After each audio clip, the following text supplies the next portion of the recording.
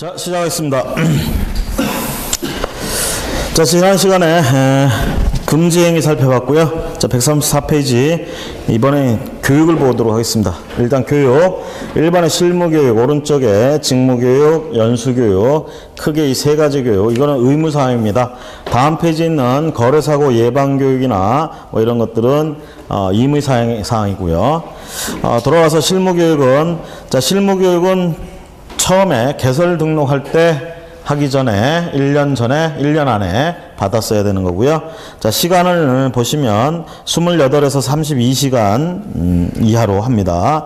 자, 교육 시간은 135페이지에 가로 3번에 나와 있습니다. 28시간 이상 32시간 이하.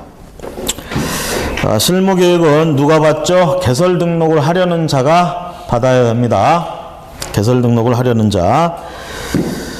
실무 교육의 대상 봅니다. 동그라미 1번. 등록 신청일 전 1년 이내에 시도지사가 실시하는 실무 교육을 받아야 한다. 누가 실시하는? 시도지사가. 자, 시도지사가 실시를 하지만 위탁해서 대부분 처리하고 있죠? 위탁. 자, 그 다음에 나머지 내용들은 여러분들이 앞에서 개설 등록하고 연계시켜서 생각하시면 되겠고요. 4번 가보세요. 동그라미 4번. 소속공인중개사가 되고자 하는 자도, 소속공인중개사는 개설 등록이라고 안 하죠? 고용신고라고 얘기하죠. 고용신고일 1년, 고용신고일 전 1년 이내에 실무교육을 받아야 된다.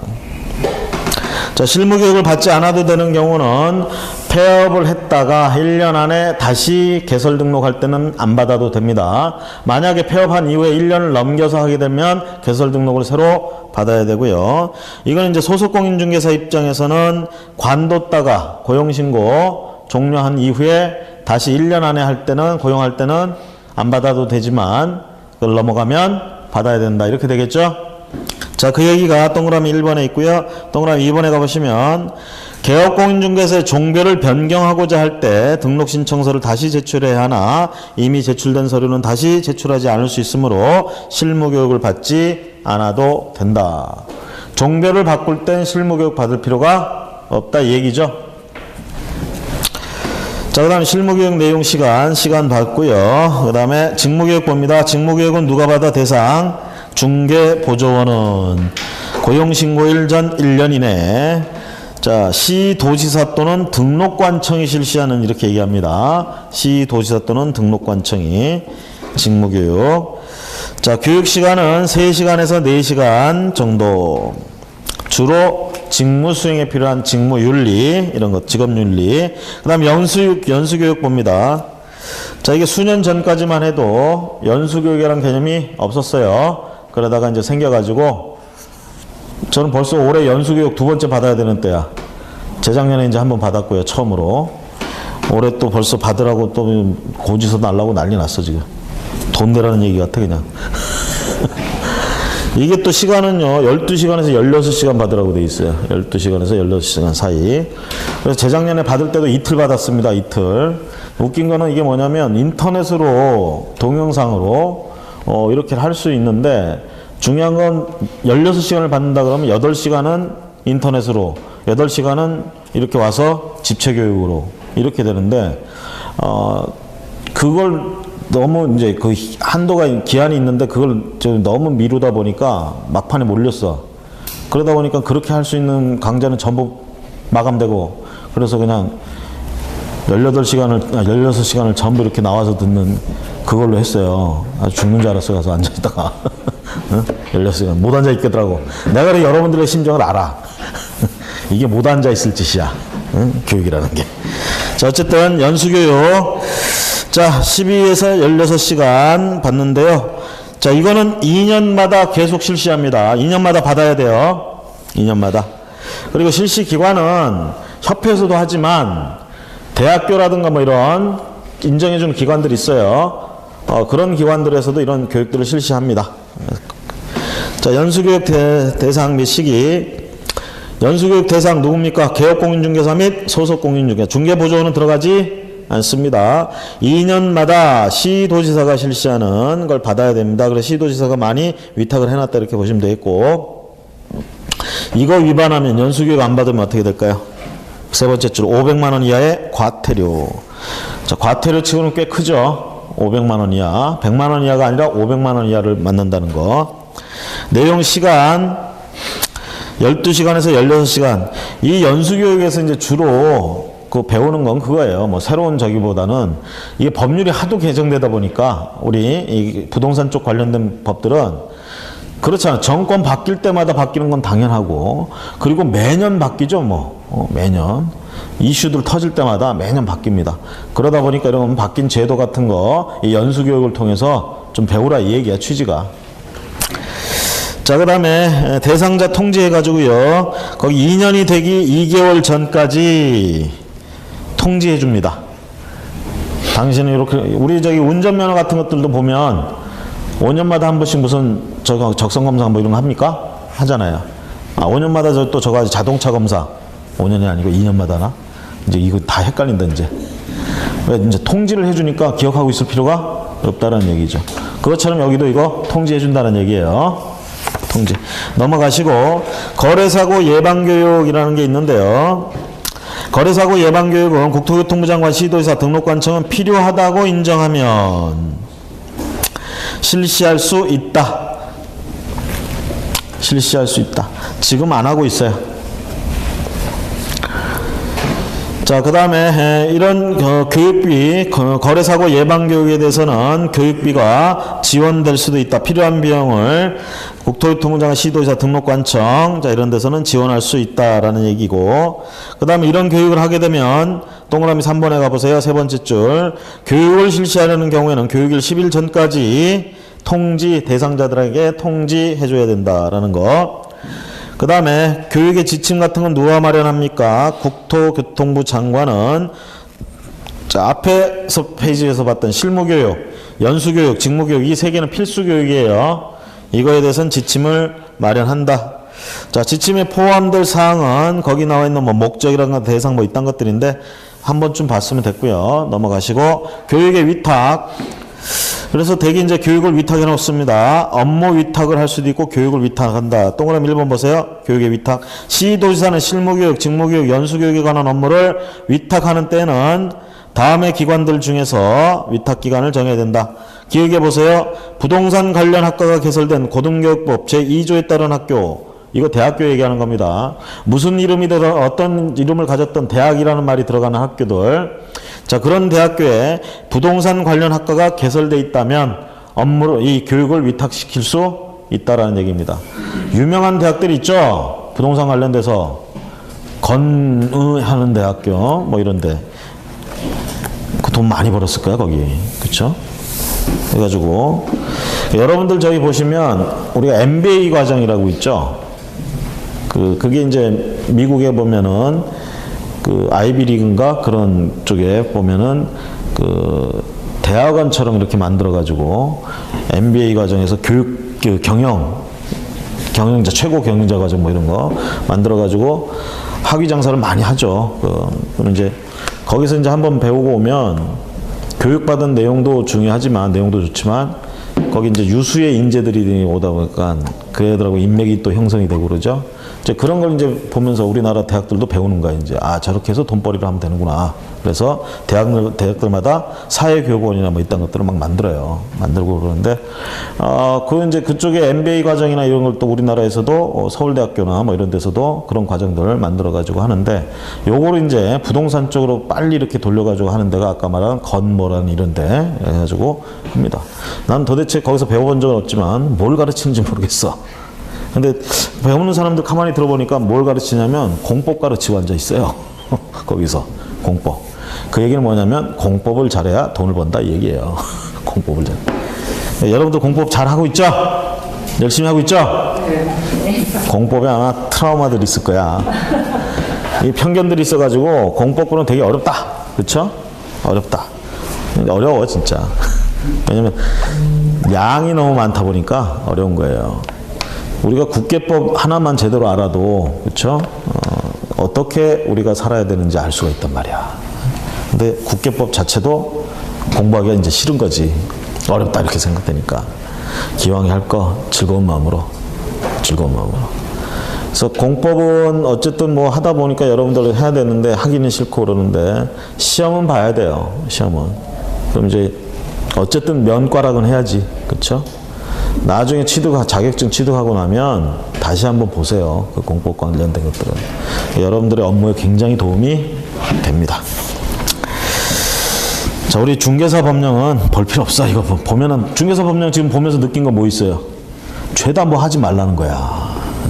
죄다 뭐 좀만 하면 그냥 벌금을 매기겠다는 막 이딴 거예요, 진짜. 이거는 이 법은 우리의 족쇄. 없어져야 할 법이야. 자, 거기 교육지침 마련, 뭐 위탁, 시도지사는 이런 교육을 위탁할 수 있다. 대학교, 그 다음에 협회, 공인중개사 협회에도 위탁할 수 있고요. 그 다음에 이제 공기업 또는 준정부기관 이런 거 당연히 들어갑니다. 여기다가 위탁을 할 수 있다. 자, 그 외에 교육기관의 인력 및 시설 기준, 이제 강사 같은 사람들이 필요하죠. 강사. 어떤 사람들이 강사가 돼야 되겠어? 거기 나와 있는 것처럼 뭐 쭉 있죠. 근데 니은에 가보시면 전임 강사 이상으로 교육 과목과 관련된 과목을 2년 이상 강의한 경력이 있는 사람, 이런 사람들. 그 다음에 디귿에 보시면 뭐가 또 연구 이런 거 3년, 그 다음에 변호사 자격 있는 사람, 실무 경력이 2년 이상인 사람, 7급 이상의 공무원으로서 6개월 이상의 부동산 중개업 관련 업무를 담당한 경력이 있는 사람, 7급 이상 공무원으로서. 아니 그럼 우리 공인중개사 같은 경우는 이런 거 못하느냐 얘기죠. 강사를 비읍번에 공인중개사 이렇게 나오네. 그렇죠? 아유 반가워. 감정평가사, 주택관리사, 자 이런 사람들로서 부동산 관련 분야에 근무한 경력이 3년 이상인 사람. 그러니까 저 같은 사람도 된다는 얘기죠. 신청해볼까? 응? 그래 가서 막 이런 교육 하면 안 된다고 막 떠들. 자 1번 문제 봅니다. 공인중개사 법령상 개업공인중개사 등의 교육에 관한 설명으로 옳은 것은 2번에 폐업신고 후 1년 이내 중개사무소 개설 등록을 다시 신청하려는 공인중개사는 실무교육을 받지 않아도 됩니다. 그렇죠? 1번에 분사무소 책임자가 되고자 하는 공인중개사는 고용신고일 전 1년 시도지사가 실시하는 무슨 교육? 실무교육을 받아야 되고요. 3번 시도지사는 연수교육을 실시하려는 경우 실무교육 또는 연수교육을 받은 후 2년이 되기 1개월이 아니라 2개월 전까지는 통지해 줘야 되고요. 그 다음에 4번에 연수교육의 교육기간은 12에서 16시간 사이. 자 5번에 고용관계 종료신고 후 1년 이내 고용신고를 다시 하려는 중개보조원은 직무교육을 받아야 한다. 중개보조원도 직무교육을 받아야 하느냐. 고용관계 종료신고 후 1년 이내에 다시 고용되려는 중개보조원 직무교육을 받을 필요가 없죠. 자 이렇게 해서요 중개업과 관련된 내용들을 우리가 의무, 중개업, 개업공인중개사의 의무나 이런 것들을 살펴봤고요. 자 139페이지 중개보수입니다. 중개보수는 돈 얘기죠. 그쵸? 돈 얘기할 때는 많은 분들이 자다가도 일어나서 이제 듣고 그렇습니다. 이게 제일 중요한 거지 사실. 그렇잖아요. 보수라는 게 뭐겠어? 여러분들이 일한 정당한 대가란 말이야. 정당한 대가에 대해서 공부해 봅니다. 중개보수 거기 의 나와 있는데요. 그런 건 여러분들이 참고로 보시고 그 보수 성격 그것도 읽어보시고요. 다음 페이지 넘어가셔서 본격적으로 중개보수. 자 중개보수 청구권 이렇게 얘기하는데 중개보수 청구권은 언제 발생하느냐. 가로 2번 보세요. 중개보수 청구권은 언제 발생하죠? 첫 줄 중개계약에 의해서 발생하는데 중요한 건 중개보수 청구권이 발생됐다고 해서 바로 이 청구권을 행사할 수 있는 것은 아닙니다. 무엇을 정지조건으로 한다? 중개완성을 정지조건으로 해서 행사할 수 있다. 자 보세요. 중개계약을 하면 일단 중개보수 청구권은 발생을 해. 하지만 이 권리의 효력은 정지돼 있습니다. 권리, 보수 청구권의 효력이 정지돼 있으니까 보수 청구를 할 수 있다는 거야, 없다는 거야? 못하는 얘기죠. 자, 이렇게 정지되어 있는데 언제까지 정지되어 있느냐? 중개가 완성될 때까지는. 그래서 중개가 완성된다 그러면 그때부터는 어떻게? 이 보수 청구권이 효력이 정지되어 있던 효력이 풀린다 이 얘기야. 그래서 그 중개 완성이 정지 조건이라는 얘기입니다. 아시겠죠? 자, 그래서 결국은 중개계약을 하면 중개보수 청구권은 생기지만 아직까지는 쓸모가 없어요. 결국은 어쨌든 간에 중개를 완성시켜야 보수 청구를 할 수 있다. 자, 그럼 일반 중개계약을 한다고 해봅시다. 일반 중개계약. 그럼 일반 중개계약은 어떤 형식성이나 이런 게 필요가 없죠. 그렇죠? 그러다 보니까 그냥 문 빼꼼히 열고 내 거 놔줘. 그래, 놔줄게. 그러면 중개계약 딱 한 거야. 일반 중개계약. 그 순간 뭐가 발생했다고? 중개보수 청구권이 발생했다고. 자, 그래서 실제로 중개보수를 청구하려면 뭘 해야 돼? 중개를 완성시켜줘야 돼. 그래서 거래를 성사시켜줘야 되죠. 자, 이렇게 되면 중개 완성으로 보수 청구를 할 수 있게 된다. 자, 이렇게 흐르는 흐름을 보시면 되겠습니다. 자, 거기 가로 1번에 중개보수에 의해 보시면 동그라미 2번에 가보시면 세 번째 줄 부동산 거래 계약이 체결되면 당연히 중개보수의 약정 여부에 불구하고 의뢰인에게 보수를 청구할 수 있다. 그래서 우리가 일반 중개 계약이나 이런 거 할 때 내 집 팔아줘. 그래, 팔아줄게. 이런 소리 하지. 내 집 팔아주면 얼마 줄게. 이딴 말은 잘 안 해요. 그렇죠? 보수를 얼마 주겠다 이런 약정은 거의 안 한다고. 그렇다 하더라도 일반 중개 계약만 성립된, 중개 계약만 성립됐다 그러면 당연히 보수 청구권이 있다. 약정 여부와는 상관이 없다 얘기예요. 그래서 그거에 관련된 판례 첫 줄에 보수 특약이 없어도 보수 청구권이 발생한다는 얘기. 그 다음에 보수 청구권의 발생 아까 봤습니다. 중개계약에 의해서 발생하고요. 세 번째 줄에 중개완성을 정지 조건으로 행사할 수 있다.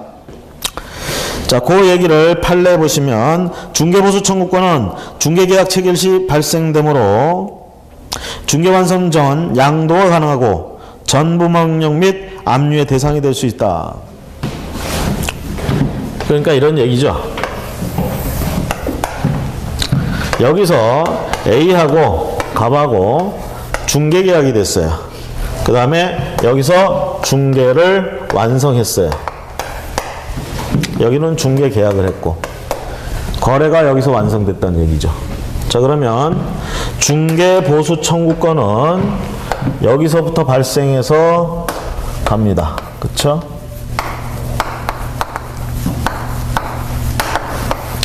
그런데 행사는 언제부터 할 수 있다고? 이때부터 행사할 수 있다고요. 그렇죠? 행사. 그러면 여기에 이 권리는 실체가 있느냐 이 얘기입니다. 저 권리는 실체가 있는 권리냐 이 얘기죠. 이게 실체가 없는 권리다 그러면 거기서 나온 것처럼 지금 이걸 갖다가 누군가가 압류하거나 이럴 수가 없어요. 실체를 인정해 주는 겁니다. 인정하니까 예를 들어서 B라는 친구가 있는데 이 사람은 얘에 대한 채권자, 금전 채권자예요. 돈 받을 게 있어. 돈 받을 게 있는데 얘가 가진 재산이 뭐가 없더란 얘기지. 그런데 이게 생긴 걸 알았어. 그래서 요걸 갖다가 압류한다. 가능하다는 얘기예요. 아시겠죠? 그리고 전부명령이나 이런 것들이 전부 가능하다. 중개보수 청구권에 대해서 저렇게 발생돼 있으면. 자, 여기 판례 입장입니다. 자, 그 다음에 중개보수 청구권의 행사. 중개보수 청구권을 행사하기 위해서는 첫 번째 기획, 중개계약이 존재해야 됩니다. 당연한 얘기죠. 중개계약은 일반 중개계약, 전속 중개계약, 순가 중개계약, 독점 중개계약 가리지 않습니다. 중개계약만 존재하면 되고요. 자, 그 다음에 다음 페이지 니은번에 중개계약 기간 내여야 한다. 예를 들면 전속중개계약 유효기간을 3개월로 했어. 3개월 내에 완성시켜야 보수청구권을 행사할 수 있죠. 그렇죠? 일반 중개계약도 마찬가지죠. 그 유효기간 내에 거래를 완성시켜야, 중개를 완성시켜야 보수청구권을 행사할 수 있습니다. 자, 그 다음에 D급번에 보시면 지금 보수 청구권 행사할 수 있는 요건 보는 거예요. 청구권 행사 요건, 발생 요건이 아니라 행사 요건. 디귿에 거래계약이 성립해야 된다. 즉 중개가 완성돼야 된다는 얘기죠. 당사자 간의 거래계약을 중개해 주는 거잖아 지금. 거래계약이 성립해야 된다. 자, A번에 보시면 의뢰인을 현장에 안내했다거나 거래 당사자에게 소개했다는 사실만으로 보수를 받을 수는 없습니다. 아무리 중개에 노력했어도 중개한 당사자 간에 매매 등의 거래가 성립하지 않으면 보수를 청구할 수가 없습니다. B에 보시면 매매 등의 거래가 성립한 이상 중개계약이 중도 해지되는 경우 개업공인중개사의 고의나 과실이 없으면 보수 청구권이 인정된다. 일단 매매 등 거래가 성립했다는 얘기는 중개가 완성됐다라는 얘기입니다. 여기서 지금 중개가 완성됐어요. 그럼 이제부터는 행사할 수 있는 상황이 됐다는 얘기죠. 행사 요건이 충족이 된 거야. 자, 그런데 이 이후에 당사자 간의 계약이 해제됐다든가 이런 일도 있을 수가 있습니다. 자, 그런데 그런 계약이 해제되거나 무효가 되거나 뭐 취소가 되는 이런 사유가 공인중개사, 개업공인중개사의 잘못이 아니라면, 고의 또는 과실이 안 들어갔다면 보수 청구권은 여전히 행사할 수 있다고요. 그래서 제가 아까 지난 시간에 잠깐 말했던 것 중에 이거였지. 갑이 다가구 주택을 지금 팔려고 해요. 을하고 지금 연결을 시켜주는 걸 제가 했어요. 했는데, 깜짝이야. 했는데, 요걸 하고, 그 전에 이제 다른 B라는 개업공인중개사가 계속 얘를 갖다가 의뢰인이 있다고, 팔 데가 있다고 자꾸 얘기를 했는데, 우리 쪽이 먼저 나와가지고 내놓은 가격에 해줬어요. 해줬는데, 여기서 이제, 안 봐도 비디오인데, 더 주겠다고 한 거겠지. 그쵸? 그러니까 이제 거기다 팔 욕심으로 여기서 받았던 계약금을 갖다가 던져버리고 여기다가 계약을 해버립니다. 근데 이쪽에서는 이제 그렇죠? 그럼 2배 돌려주면 되는 거 아니냐? 근데 여기는 이제 받은 것만 지금 수표로 하나 끊어가지고 던져줘 버리고 가는 거야. 그럼 이쪽에서 뭐 해야 돼? 나머지 100%를 더 청구를 해야 되겠죠? 그래서 재판상, 말로는 안 되니까 재판상 청구를 할 수밖에 없는데, 그래서 그거를 이제 자기들이 알아서 하면 되는데, 그 사이에 이제 자기 지멋대로 이제 무효니까 뭐예요? 저 B를 통해서 병이라는 사람하고 다시 매매 계약을 합니다, 저거를. 자, 이렇게 되면 사실은 이중매매예요. 그쵸? 매매, 이중매매. 이중매매는 금지돼 있어요? 어떤 매매가 무효예요? 잘 안 속네. 둘 다 유효죠? 그쵸? 둘 다 유효. 근데 이게 무효가 되는 경우가 있죠. 두 번째 매매 계약이 무효가 되는 게 어떤 경우야? 지금 요 매매 계약만 해가지고는요, 얘들 간에 권리가 발생합니까? 안 합니까? 안 해요? 매매 계약만 해가지고는 물권 변동은 일어나지 않습니다. 하지만 채권은 발생하잖아요. 이쪽은 목적물 인도 청구권, 얘도 목적물 인도 청구권. 그거에 대해서는 채권이라고 얘기를 하잖아. 얘는 채무자고. 둘이 똑같은 성격에 가진 채권, 이런 거 발생할 수 있어요, 없어요? 채권은 그럴 수 있어요. 물권은 그럴 수가 없습니다. 배타적 권리이기 때문에. 채권은 이렇게 똑같아. 동시에 생길 수도 있어. 아니, 그게 가능해요? 얼마든지 가능해. 이 다음은 어떻게 처리되느냐. 동시에 되고 한쪽밖에 이행할 수 없다 그러면 얘는 결국 한쪽은 채무 불이행 책임지면 되는 거예요. 아시겠죠? 그러니까 이런 계약들이 유효하다 이렇게 되는 거야. 근데 이게 무효가 되는 경우가 있어. 어떤 경우에요?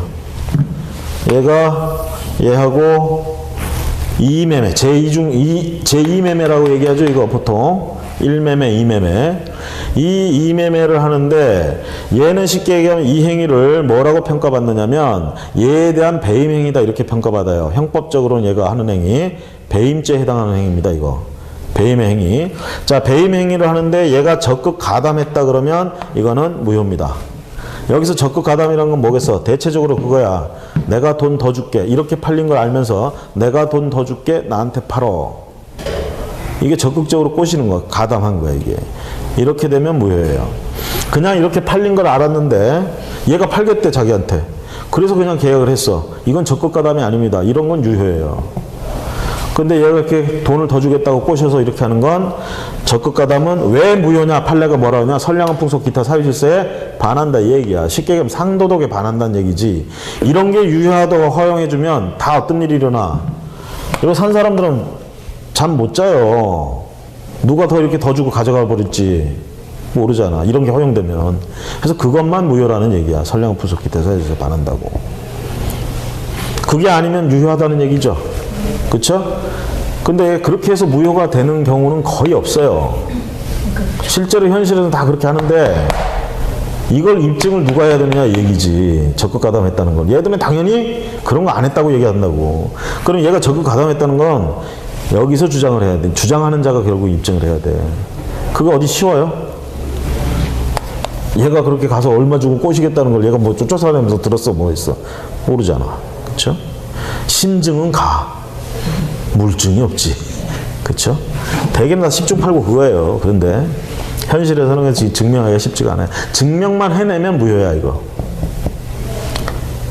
그럼 이게 무효가 아니고 이제 유효다고 합시다. 이게 유효면 결국은 이 부동산 누가 갖는다는 얘기예요. 누가 가져요? 의리의 병이에요. 의리의 병이야. 얘 마음이지. 먼저 등기를 가져가는 사람이 가진다는 얘기는 제 마음이라는 얘기 아니야.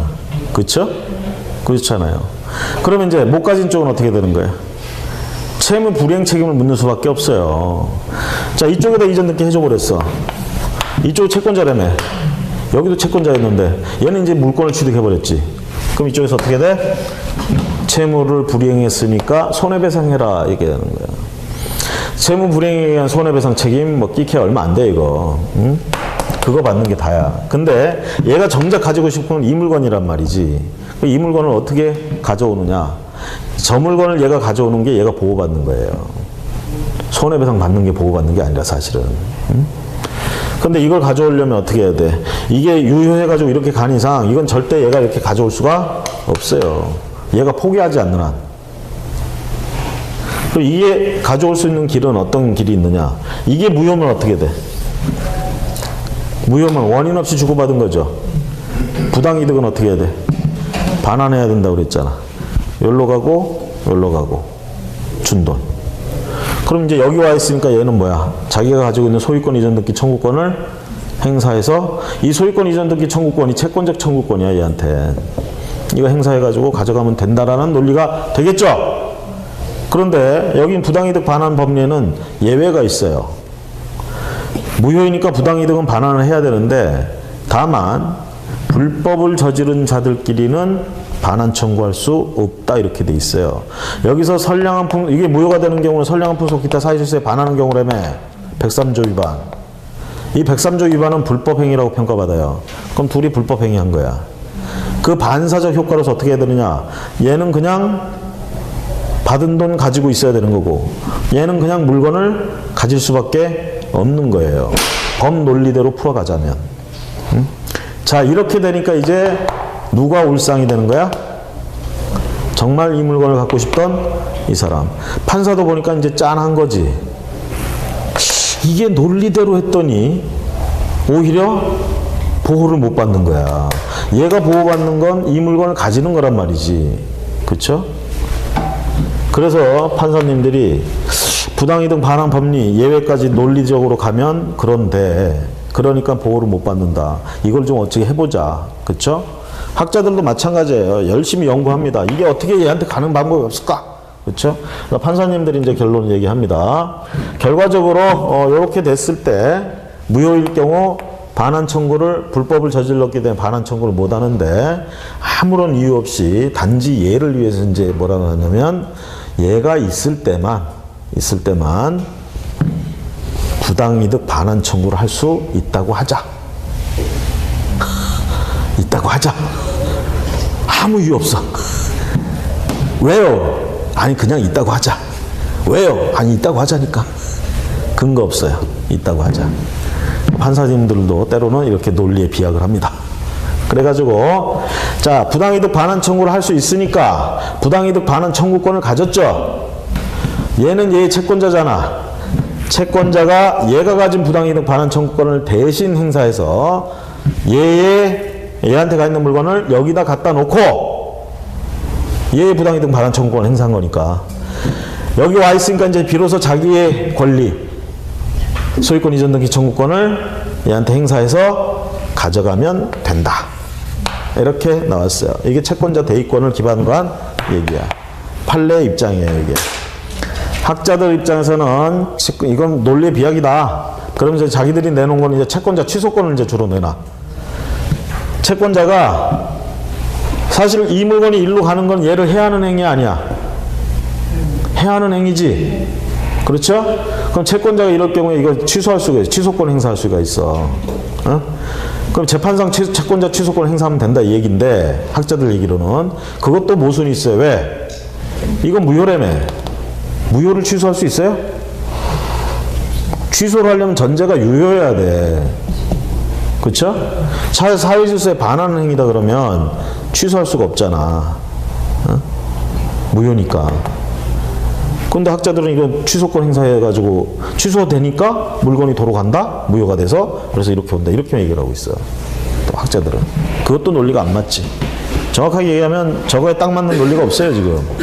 근데 판례 여러분들은 항상 어디 가서 판례를 기억을 하셔야 돼요. 판례. 시험도 판례를 기준으로 답이 됩니다. 그래서 채권자 대의권 행사해가지고 다 가서 뭐 얘기하다 이거 왔냐 또. 이 얘기만 나오면 재밌어 그냥.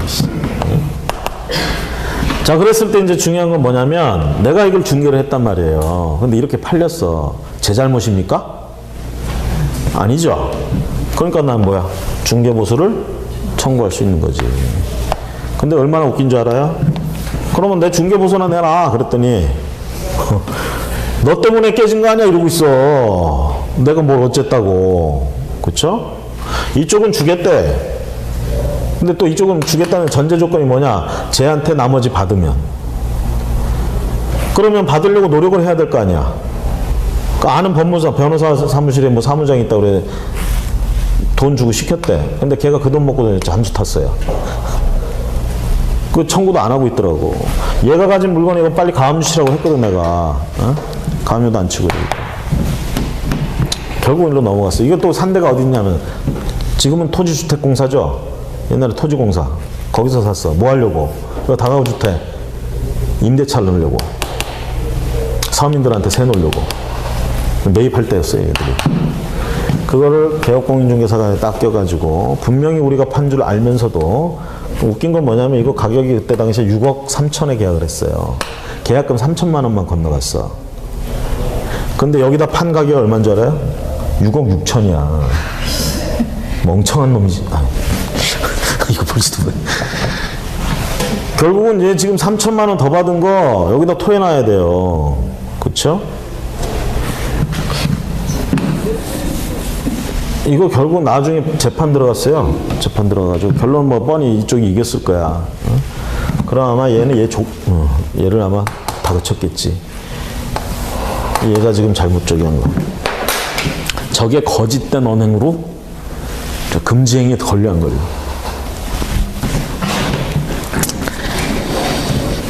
자, 이런 얘기들이 재밌습니까? 재밌죠?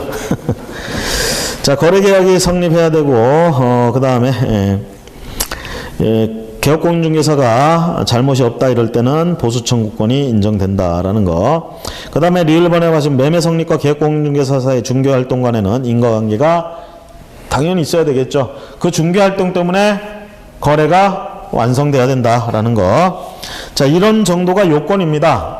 그 요건이라고 막 외울 필요는 없습니다. 자연스럽게 이렇게 보면 이런 게 있어야 중개 보수 청구권을 행사할 수 있겠구만. 그 다음에 나머지 거래가 성립되지 않은 경우에 보수 청구를 할 수 있는지 여부 보시면요. 1번에 두 번째 줄, 그 노력의 비율에 상당한 보수를 청구할 수 없다 이렇게 얘기를 하는데, 한마디로 얘기하면 열심히 중개를 해봤는데 거래가 안 됐어. 완성이 안 됐어요. 그러면 열심히 노력한 비율만큼이라도 받을 수 있느냐? 안 그렇습니다. 이쪽은 완성 못하면 한 푼도 없어요. 굉장히 야멸차입니다.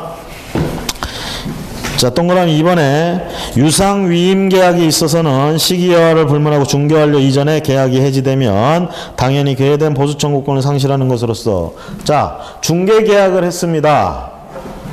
중개 계약을 했으면 중개 보수 청구권이 발생한 상태죠. 행사는 할 수 없죠. 자, 그런데 이 중개 계약이 해지될 수도 있겠죠. 당사자가 야, 이제 너 내 거 건들지 마, 내가 알아서 할래, 그럴 수도 있잖아. 그렇죠?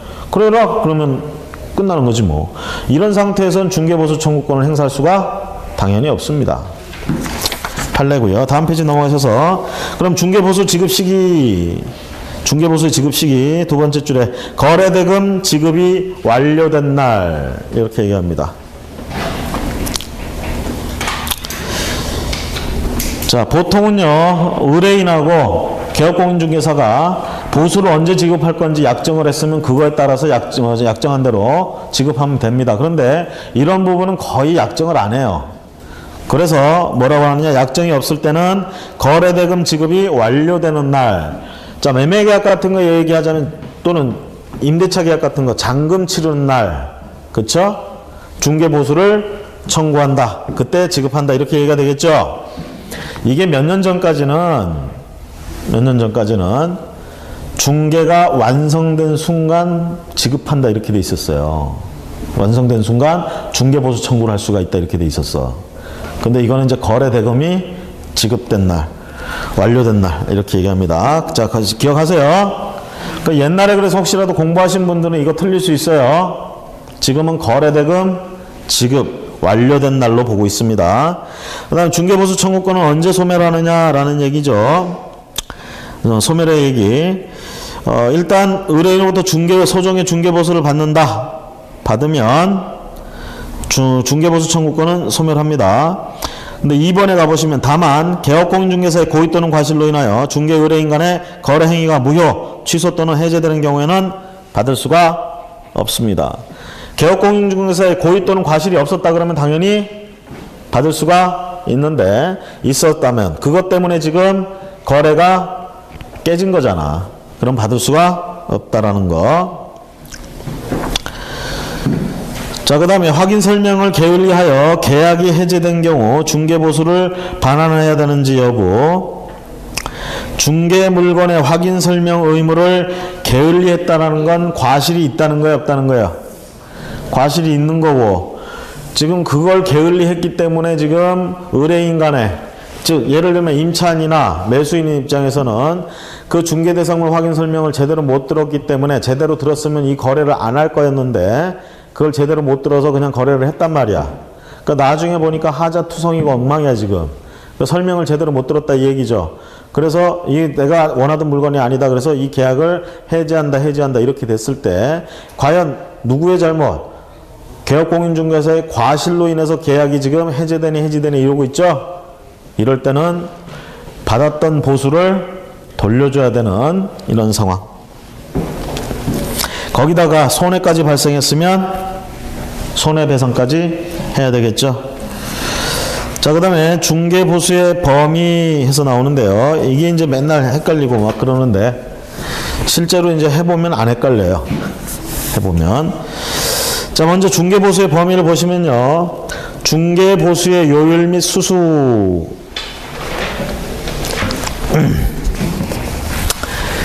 자, 그러면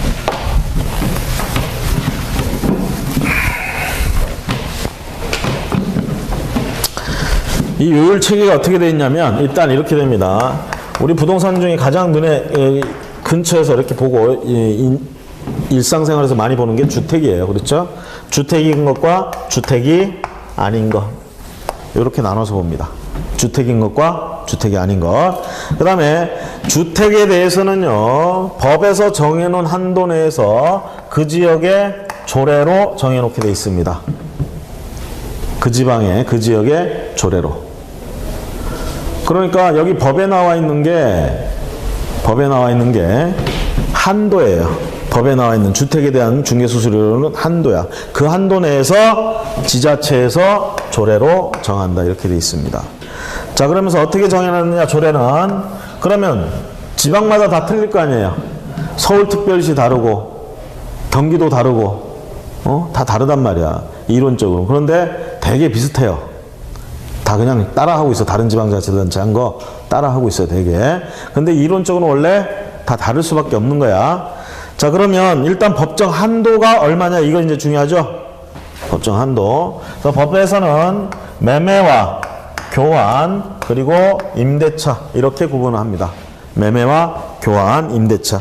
자, 매매하고 교환은 법에 지금 나와 있는 것만 얘기하는 거예요.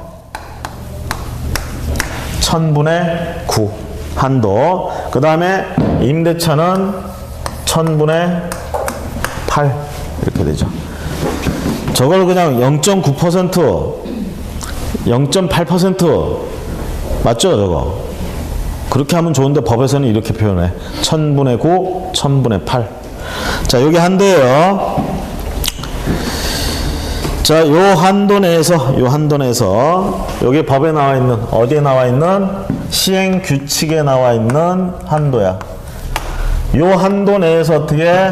지방의 지자체 조례로 정한다. 지자체 조례로. 자, 그 다음에 주택이 아닌 것은, 자, 상가용 건축물들도 있겠죠. 그렇죠? 주택이 아닌 거. 자, 그런데 이 주택이 아닌 것 중에 오피스텔이 있어요. 오피스텔.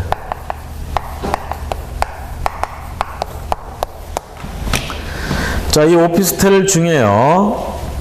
오피스텔 중에 주거용으로 보는 오피스텔이 있어. 면적이 얼마 이하고, 그 다음에 뭐 주방이 딸렸고, 욕실이 따로 딸려 있고, 이거는 사무용으로 거의 쓰는 게 아니죠, 이렇게 되면. 그쵸? 이게 집으로 쓴단 말이야. 이런 주거용 오피스텔이 있습니다. 주거용 오피스텔은 우리가 뭐처럼 보느냐? 여기 주택처럼 보는 거예요. 그래서 이것도 매매, 교환, 임대차 이렇게 구분을 해요. 매매, 교환, 임대차. 그 다음에 매매, 교환에 있어서는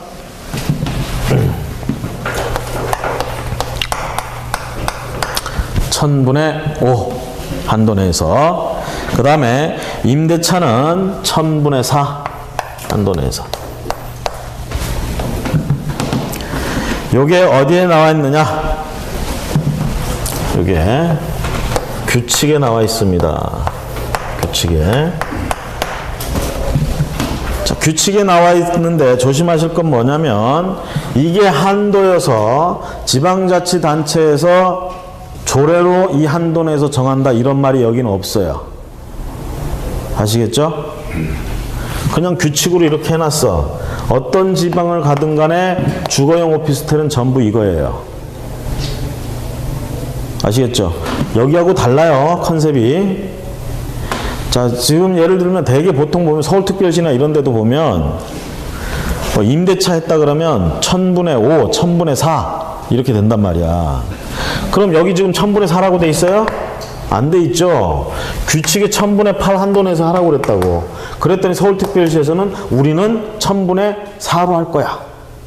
그래서 조례를 뒤져봐야 돼. 이거는. 그런데 주거용이 아닌 거는 오피스텔이 있고 그게 아닌 게 있어요. 오피스텔 중에 주거용인 오피스텔이 있고 주거용이 아닌 오피스텔 뿐만이 아니라 상가 건물까지 전부 싸잡아서 여기 들어가는 거야. 그럼 여기 주거용 오피스텔은 어떻게 되느냐? 규칙에 똑같이 또 이렇게 해놨어. 근데 여기서는 이런 표현 안 했죠. 이렇게 안 하고 바로 그냥 적용할 걸 해놓은 거야. 조례로 하는 게 아니란 얘기예요. 여기는 규칙 이걸로 하는 거야. 자, 그 다음에 그 외에, 자, 여기에서 지금 언급되지 않은 모든 건축물은 어떻게 하느냐?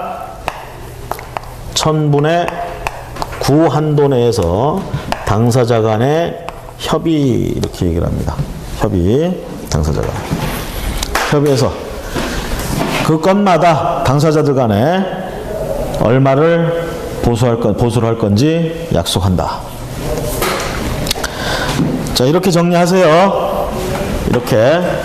그래서 사실 시험 문제 낼 때요, 계산 문제, 중개보수 계산 문제를 낼 때 무슨 서울특별시 해가지고 금액, 뭐 보증금 얼마에, 월세 얼마다, 그럼 중개수수료 얼마냐, 이런 식으로 내면 안 돼.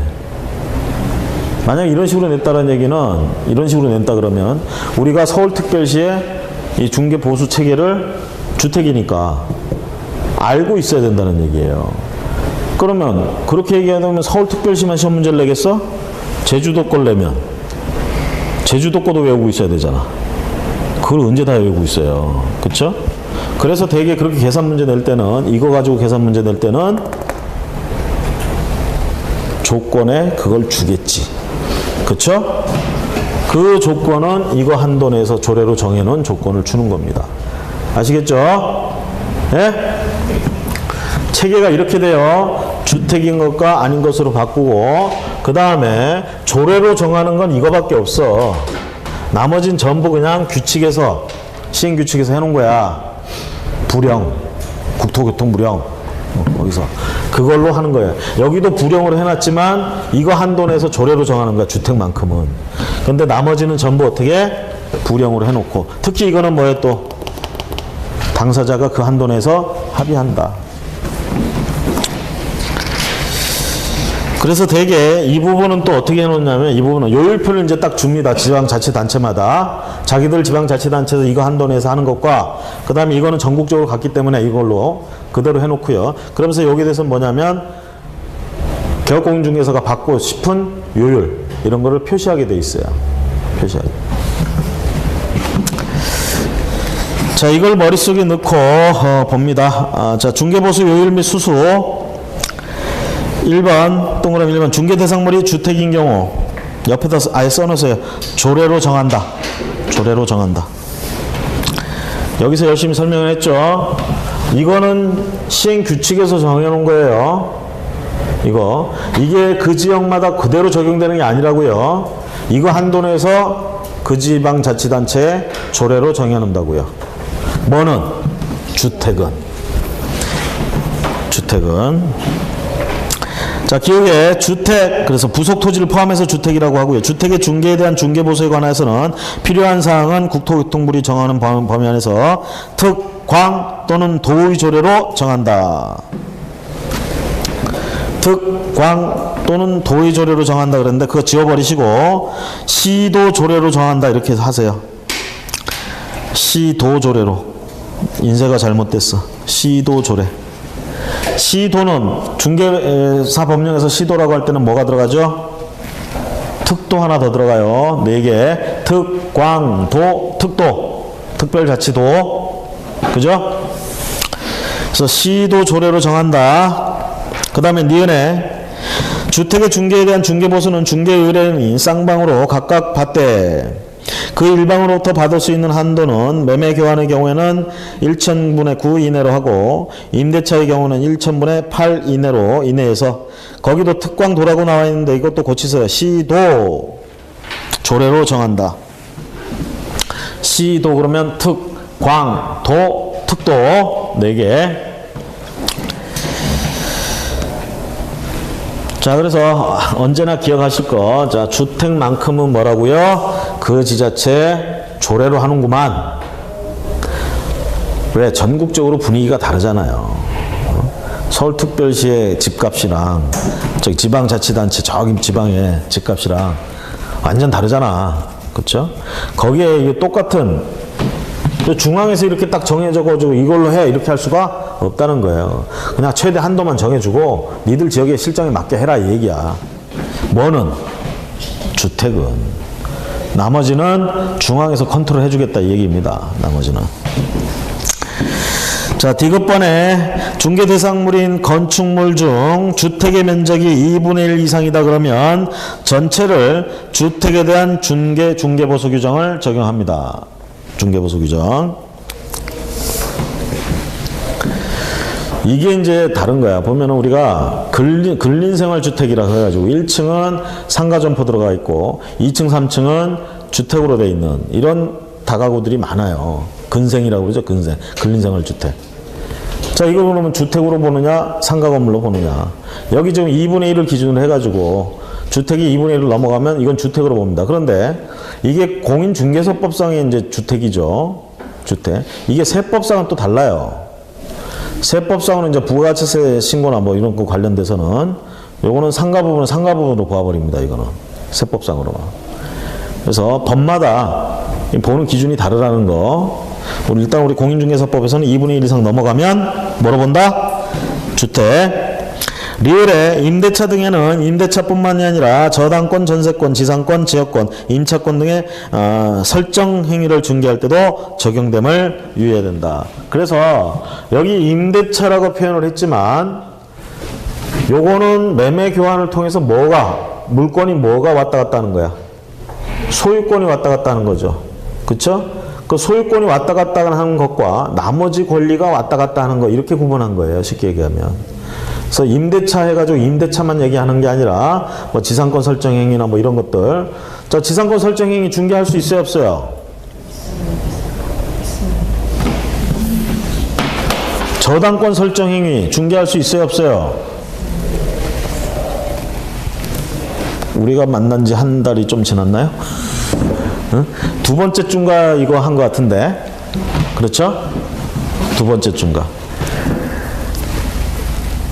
자, 우리가 그런 권리 설정하는 거, 부동산과 관련돼서 이런 걸 중개하는 게 우리 주 목적이에요. 그래서 저당권 설정하는 거, 지상권 설정하는 거 전부 중개 대상이 될 수 있습니다. 그렇죠? 자, 그래서 여기서 말하는 건 임대차만 얘기하는 게 아니라 그런 거 설정할 때도 요율을 기준으로 조례가 정해놓은 거 적용한다.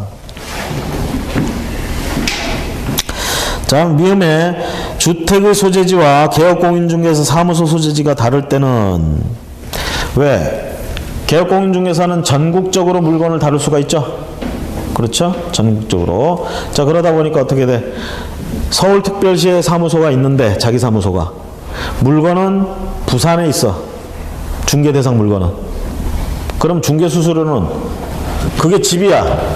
집은 시도 조례로 정한다며. 서울특별시의 조례와 부산광역시의 조례가 다르단 말이에요. 부산광역시입니까? 광역시 조례가 다르단 말이야. 자, 서울특별시에서는 1000분의 5고 부산에서는 1000분의 4야. 그럼 뭘 적용해야 되냐 얘기죠. 그렇죠?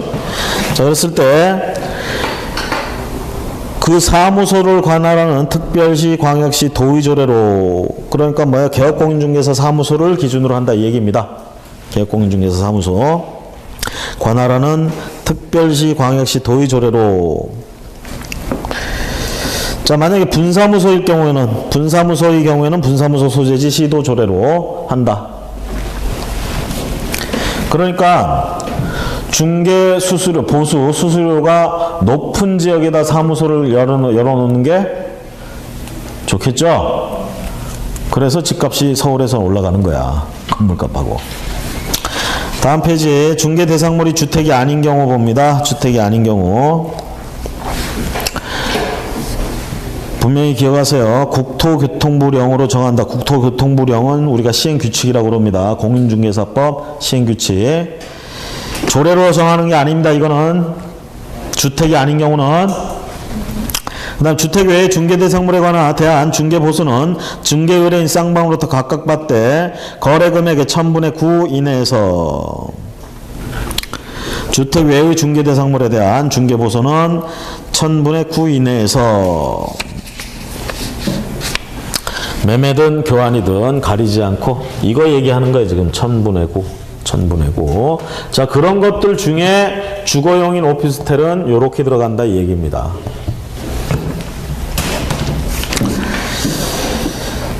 자, 그 다음에요. 리을에 와보시면 중개대상물인 건축물 중 주택의 면적이 2분의 1 미만인 경우, 면적이란 말이 빠졌네요. 면적이 2분의 1 미만인 경우 주택 외에 중개대상물 규정을 적용한다. 앞에서는 어땠어요? 2분의 1을 주택이 넘어가면 주택으로 하고 2분의 1이 안 되면 주택이 아닌 걸로 한다 이 얘기죠. 결론은.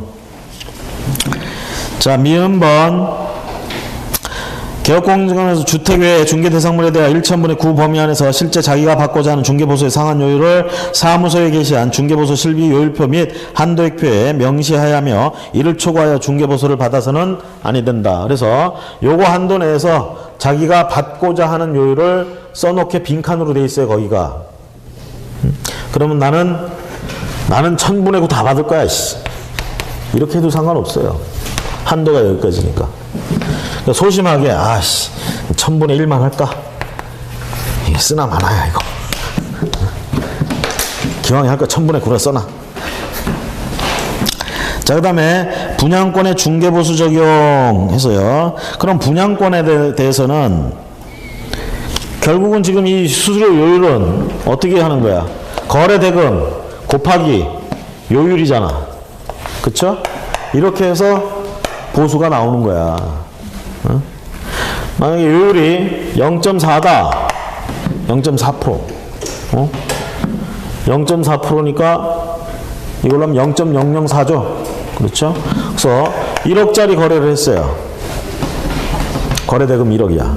0.4%는 얼마예요? 40만원? 1억, 1000만원, 100만원. 100만원이 1%잖아. 0.4%니까 40만원이네. 그렇죠?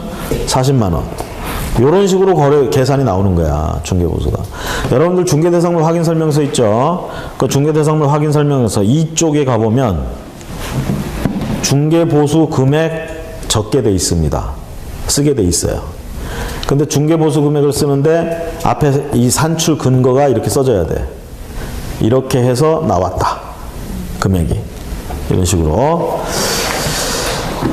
자, 그러면 그 분양권의 중개보수는 그러면 과연 여기에 분양권 같은 경우는 여기는 어떤 금액이 들어가야 되냐 이 얘기죠. 우리가 예를 들어서 중도금 지금 2번 넣었어. 중도금을 10번 넣어야 되는데 지금 이제 2번 넣었어. 계약금 걸었고 중도금 2번 들어갔어. 끼케야 들어간 게 2억이야. 근데 이 아파트는 10억짜리야. 그러면 매매대금에 10억이라고 써야 돼? 2억이라고 써야 돼? 이 문제예요. 그렇죠? 10억으로 쓰는 게 좋겠지. 우리한테는. 응? 자, 그래서 거기 판례 중개대상물 중 건물에는 기존의 건축물뿐만 아니라 장차 건축될 특정의 건물도 포함된다고 볼 것이므로 아파트의 특정 동호수에 대하여 피분양자가 선정되거나 분양계약이 체결된 후에는 그 특정 아파트가 완성되기 전이라 하여도 이에 대한 매매 등 거래를 중개하는 것은 건물의 중개에 해당한다고 볼 것이므로 중개보수 적용은 주택을 적용해야 된다. 그래서 분양권 동호수 아파트 동호수 이런 게 정해져 있다 그러면 결론적으로 주택으로 보고 거래해야 된다 이 얘기고요. 그 다음에 분양가로 여기에 들어가는 게 아닙니다. 보통 보면은 그동안에 왔다 갔다 한 돈, 그렇죠? 여기다가 프리미엄이 붙었으면 그것도 거래 금액이잖아. 그렇죠? 그게 이 자리에 들어가요. 분양권은. 자, 그 다음에 주거용 오피스텔일 때는 어떻게 하느냐? 주거용 오피스텔은 조례로 정합니까? 이것도 규칙, 즉 국토교통부령으로 정해놓은 대로 따르는 거예요. 그게 어떻게 되어 있느냐?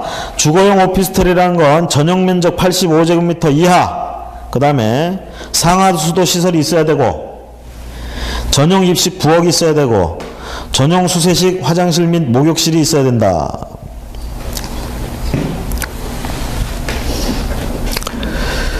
자, 이런 걸 갖추면 뭐라고 부르느냐? 이건 사무용 오피스텔이 아니라 주거용 오피스텔이다 이 얘기야. 그러니까 이거는 주거용 오피스텔로 보면서 주택으로 보겠다는 얘기입니다. 한마디로 얘기하면. 그래서 보통 이 주택에 대해서는 이렇게 규칙에 부령에 정해져 있고 국토교통부령에 지방의 조례로 가면 대개 1000분의 4, 1000분의 5 이런 숫자들이 나옵니다. 그래서 어떻게 해버리냐? 바로 그냥 조례로 안 하고 부령으로 하기 때문에 부령에다가 집으로 보니까 1000분의 5, 1000분의 4 이런 게 나오는 거야. 그래서 니은번에 뭐라고 돼 있어? 그 외 오피스텔은 주택 외 중개보수 규정을 적용한다. 그 말은 뭐예요? 주거용이 아닌 건 여기로 간다는 얘기죠. 그래서 이렇게 셋으로 구분하세요. 주택 아닌 것들, 아닌 것 중에는 주거용인 오피스텔 그리고 나머지 전부. 누누이 말씀을 드렸습니다. 그렇죠? 중개보수는 어떻게 산정하느냐? 그 밑에 보세요. 거래가격 곱하기 중개보수 요율이다 라는 말. 다음 페이지 넘어가시고, 니은의 교환의 경우는 어떻게 하느냐 얘기죠. 교환하는 물건의 가격이 똑같은 경우보다는 안 같은 경우가 많죠. 한쪽은 5억짜리고 한쪽은 4억짜리야. 이걸 교환하겠대. 그냥 교환하면 누가 바보예요? 5억짜리 물건 가진 놈이 바보죠. 그래서 어떻게 해? 나머지 1억은 보충하잖아요. 현금으로. 그러면 개업공인중개사가 지금 이걸 중개했어. 이 교환을. 이거 거래대금 얼마짜리로 봐야 되냐 이 얘기죠. 거래 금액 곱하기 요율을 해야 되니까. 그래서 큰 쪽 따라갑니다. 큰 쪽. 큰 중개대상물의 가액을 거래 금액으로 한다. 그러니까 5억짜리를 기준으로 해서 5억 곱하기 요율. 자, 월차임이 없는 임대차의 경우 대개 이제 우리가 이게 많죠. 전세. 등기 안 된 전세, 미등기 전세, 채권적 전세. 여기는 전세 보증금에다가 요율을 곱하면 되고요. 자, 월차임이 있는 임대차의 경우 봅니다. 월차임이 있는 경우 임대차. 보증금 외에 차임이 있는 경우에는 월 단위 차임에 100을 곱합니다. 그래서 보증금 합산한 금액을 거래 금액으로 하고요. 이렇게 하는 것이 5천만 원 미만인 경우에는 다시 보증금에다가 월세 곱하기 70으로 해서 계산한다.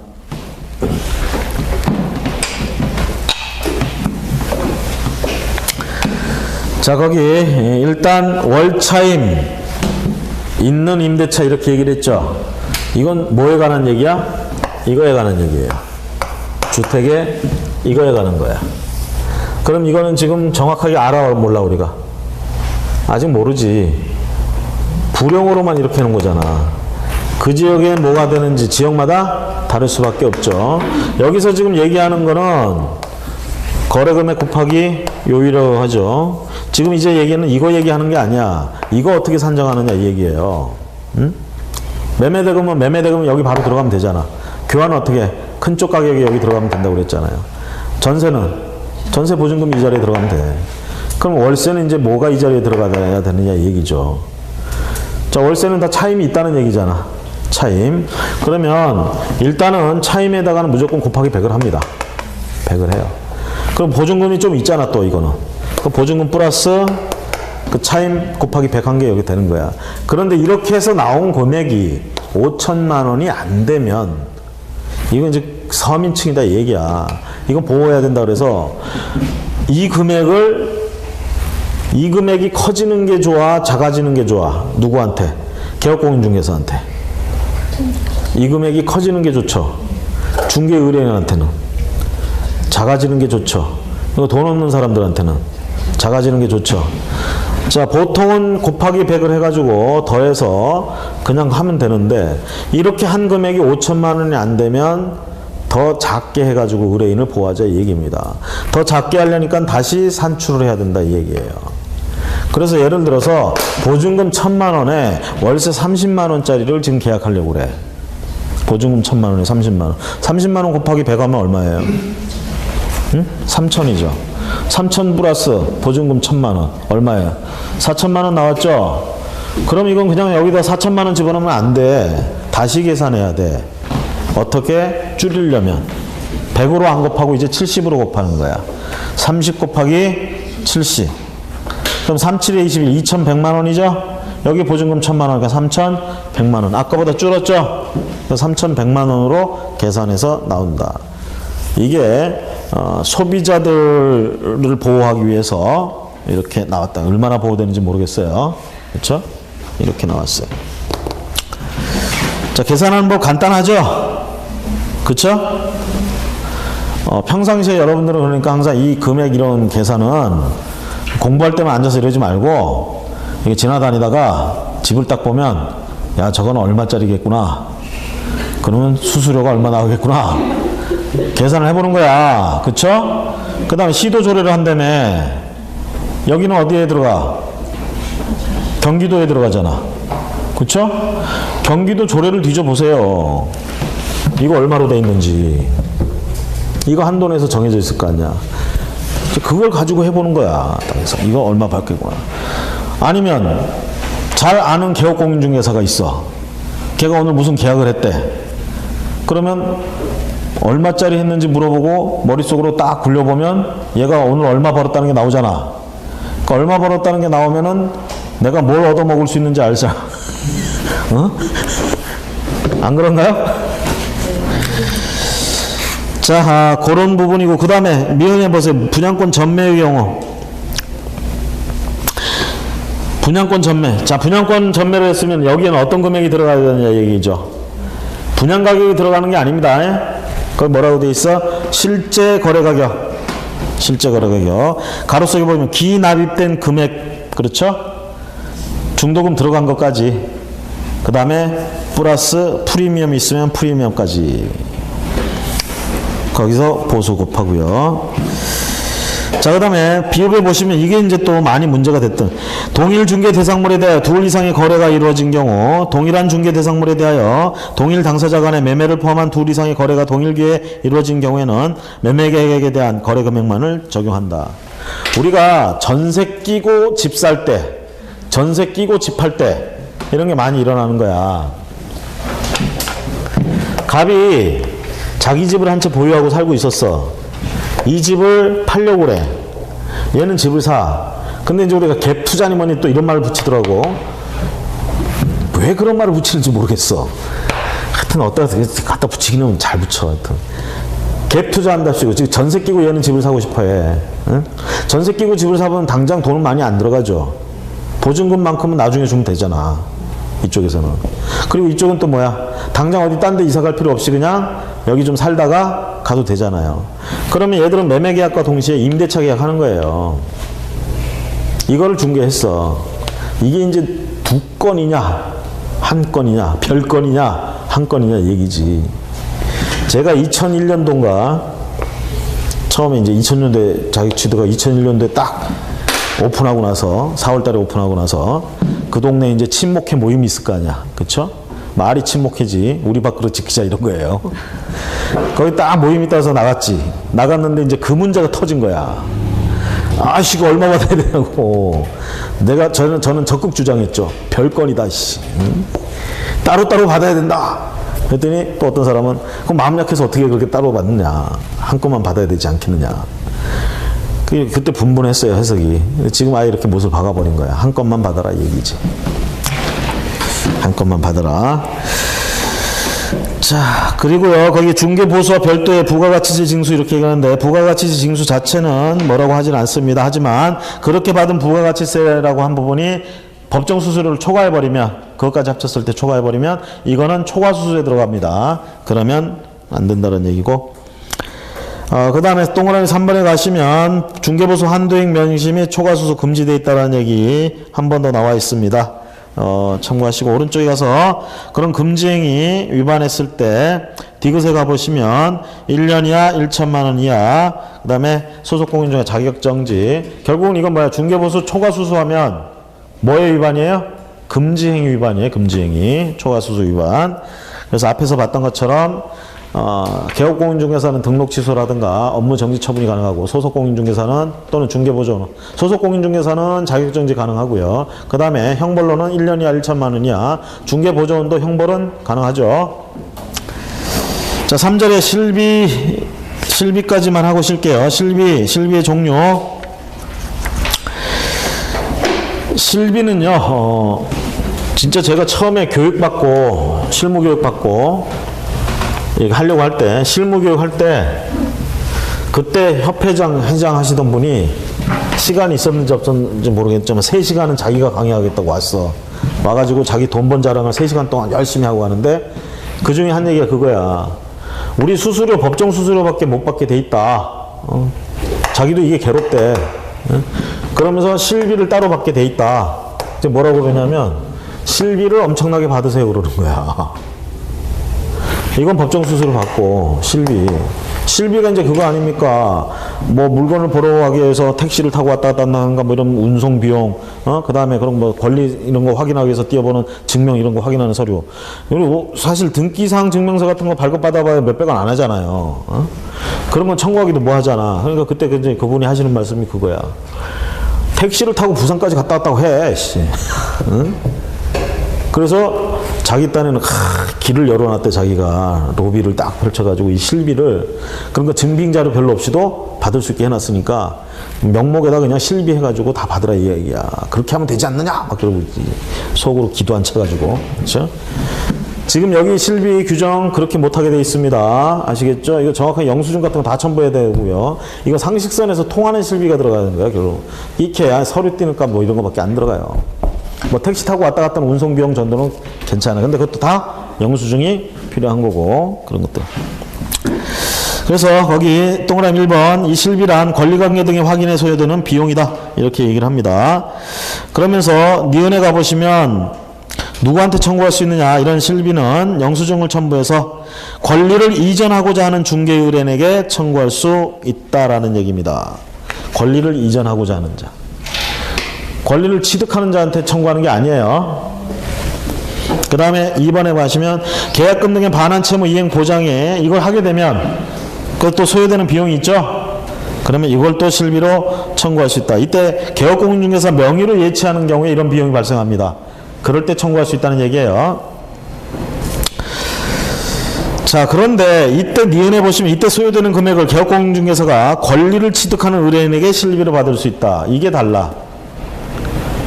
계약보증금, 계약금 반환 청구권을 뭐 보장하기 위한 이런 제도는 다분히 권리를 취득하는 쪽을 보호하는 겁니다. 그렇죠? 그래서 걔 때문에 들어간 돈이니까 걔한테 받으라는 얘기야. 앞에 거는, 앞에 보통의 실비는 물건을 팔려고 하는 쪽, 가지고 있던 사람 거, 그쪽 때문에 발생하는 실비예요. 그래서 그쪽한테 받으라는 얘기고. 차이점 아시겠죠? 그 다음에 대상물 소재지와 사무소 소재지가 다른 경우 사무소 관할하는 기준으로 항상 한다라는 거 보시고, 다음 페이지 조례 내용 이렇게 나오는데 서울특별시의 조례 내용 권리관계 등의 확인에 소요되는 실비 뭐 이렇게 실비에 관해서 서울시의 조례하고 경기도 조례를 소개해 놨습니다. 참고만 하시고요. 자, 문제 1번 중개보수 등에 관한 설명으로 옳은 것은 2번에 공인중개사 법령에서 정한 한도를 초과하는 중개보수 약정은 그 한도를 초과하는 범위 내에서 무효다. 이 부분이 맞고요. 자, 1번 봅니다. 개업공인중개사 중개의뢰인 간의 약정이 없는 경우 중개보수 지급 시기는 언제다? 거래대금이 다 지급된 때, 지급이 완료된 때. 3번에 주택 외에 중개대상물 중개보수 한도는 시도조례를 합니까? 주택은 시도조례를 하죠. 응? 주택 이것만, 이거 한도 내에서 시도조례를 하고 나머지는 전부 불령, 국토교통부령 또는 규칙, 시행규칙으로 합니다. 그 다음에 4번에 개업공인중개사는 계약금 등의 반환 채무 이행 보장을 위해서 실비가 소요되더라도 보수 외에 실비를 받을 수 있죠. 주택인 중개대상물 소재지와 중개사무소 소재지가 다른 경우는 어떤 걸로? 중개사무소 소재지. 자, 오른쪽에 2번 개업공인중개사 갑이 의뢰 일반주택을 6천만원에 매매를 중개한 경우 갑이 위 주택을 보증금 1,500만원, 월차임 30만원, 계약기간 2년으로 임대차를 중개한 경우 비교했을 때 갑이 의뢰에게 받을 수 있는 중개보수 최고 한도는, 자, 중개보수 상한 요율해서 나오고 있는데 매매는 5천만원에서 2억 미만은 0.5%, 임대차는 이게 주택 같은 경우에는요 조례로 정할 때 대개 또 어떻게 되어 있냐면 이 구간을 나눠 가지고 요율이 조금씩 달라요. 지방마다 시도조례마다 다 이렇게 해놨어. 되게 불령에서는 저렇게 간단하게 한도만 정해놓고. 자, 그래서 임대차하고 이렇게 했습니다. 지금 어떤 사안이 어떤 거야? 갑이 의뢰 일반주택을 6천만원에 매매를 중개한 경우와 주택을 보증금 1,500만원, 월차임 30만원, 계약기간 2년으로 중개한 경우를 비교했을 때 갑이 의뢰에게 받을 수 있는 중개보수 최고한도의 차액은 6천만원에 매매를 중개하면 6천만원 곱하기 거기 0.5% 들어가죠? 응? 지금 뭐 물어보는 거야? 같은 물건을 매매했을 때 중개보수와 임대차 했을 때 중개보수를 비교해서 최고 한도를 비교해서 차익이 얼마냐 그거 물어보는 거야. 그럼 이거 구하고 이거 구해야지. 매매는 6천만 원 곱하기 거기 요율까지 알려줬잖아. 0.5% 얼마예요? 어? 30만 원 되죠? 그 다음에 임대차는 얼마야? 일단 월참 30만 원 곱하기 뭐 해야 돼? 100 해야죠. 거기 계약기간 2년은 옛날엔 이런 식으로 했었어. 이젠 안 해요. 곱하기 100이야 일단. 30만 원 곱하기 100 하면 3천만 원. 1,500만 원 더하기 3,000원. 4,500이죠? 5천만 원이 안 되네. 다시 해야 되죠? 3, 7에 21. 2,100만 원. 1,500 하면 얼마? 3,600이죠? 3,600에 몇 프로라고 돼 있어요? 5천만 원 미만은 0.5%라고 돼 있죠? 임대차 얼마예요? 3,600만 원에 0.5%는 18만 원? 그러면 매매는 30만 원 받을 수 있고 임대차는 18만 원이에요. 차익은 얼마예요? 12만 원이죠? 그래요 안 그래요? 아주 쉽죠? 잠시 쉬었다가 협회 보칙 보도록 하겠습니다.